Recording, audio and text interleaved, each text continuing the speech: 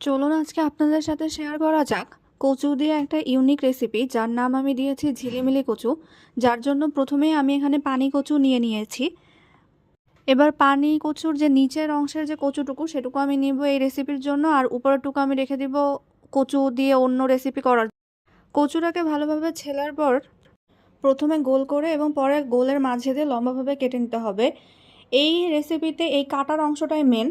দেখুন, প্রথমে আমরা এরকম লম্বালম্বিভাবে ঝিরিঝিরি করে কেটে নিব, কিন্তু একেবারে শেষ মাথা পর্যন্ত যাওয়া যাবে না, যেন কচুটা আলাদা না হয়ে যায়।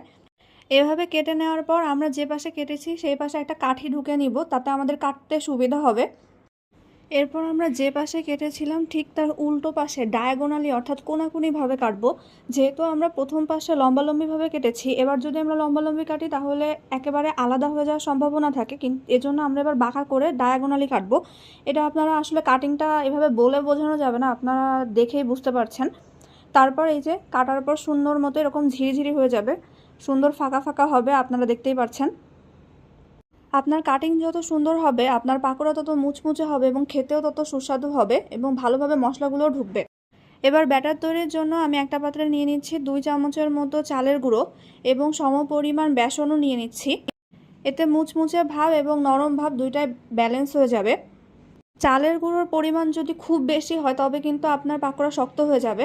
এবার এর মধ্যে দিয়ে দিচ্ছি শুকনা মরিচের গুঁড়ো, হলুদ গুঁড়ো, পরিমাণ মতো লবণ দিয়ে আপনারা চাইলে এই শুকনো উপকরণগুলো একবার খালি হাতে মিশিয়ে নিতে পারেন, আমি সেটা করছি না। আমি এবার দিয়ে দিচ্ছি একটা বাটা মশলা। এর মধ্যে আছে রসুন, পেঁয়াজ, আদা, ভাজা জিরা এবং কাঁচামরিচ। আপনারা চাইলে এখানে অল্প একটু ধনিয়া পাতাও ব্যবহার করতে পারেন। এরপর আমি রুম টেম্পারেচারে থাকা পানি অল্প অল্প করে দিয়ে একটা হালকা ব্যাটার বানিয়ে নিচ্ছি। এই ব্যাটারের কনসিস্টেন্সি খুব একটা গাঢ় বা খুব একটা পাতলা হবে না। ব্যাটারটা বানানোর পর প্রায় 10 মিনিটের মতো রেস্টে রেখে দিতে হবে। এতে করে চালের গুঁড়ো কতটুকু পানি অ্যাবজর্ব করবে বা পরে আপনাদের কনসিস্টেন্সি ঠিক করার জন্য কতটুকু পানি দিতে হবে সেটা আপনারা বুঝে যাবেন। 10 মিনিট পর আমি কচুগুলোকে এভাবে কোটিং করে নিচ্ছি ব্যাটারের মধ্যে, এবং কচুগুলো কোটিং করার পর আমি কচুগুলোকে এগুলোর মধ্যে চুবিয়ে রেখে দিব প্রায় আরও 10 মিনিট। এতে করে ভালোভাবে ব্যাটারটা সব জায়গায় ঢুকবে। ফ্রাইংয়ের জন্য আমি একটি কড়াইতে নিয়ে নিচ্ছি পরিমাণ মতো তেল। যেহেতু ডুবো তেলে ভাজতে হবে তাই বেশি করে তেল নিতে হবে। তারপর আমি একে একে কচুগুলোকে উঠিয়ে দিয়ে দিচ্ছি। আপনারা চাইলে এভাবে ব্যাটারও একটু উপর দিয়ে ছড়িয়ে দিতে পারেন, এতে হচ্ছে আপনাদের ব্যাটারের পরিমাণ ভালোভাবে কচুতে ঢুকবে।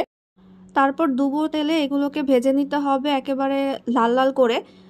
এটাকে একটু গাঢ় কালার করে ভাজতে হবে, কারণ তাতে যথেষ্ট মুচমুচে হবে। এই তো ভেজে নিয়ে যে কোনো ধনিয়া পাতা, চাটনি বা টমেটো সসের সাথে পরিবেশন করলেই তৈরি আপনাদের ঝটপটে ঝিলিমিলি কচু। যদিও এটাকে ঝটপটে বলা যায় না, কারণ এটা আসলে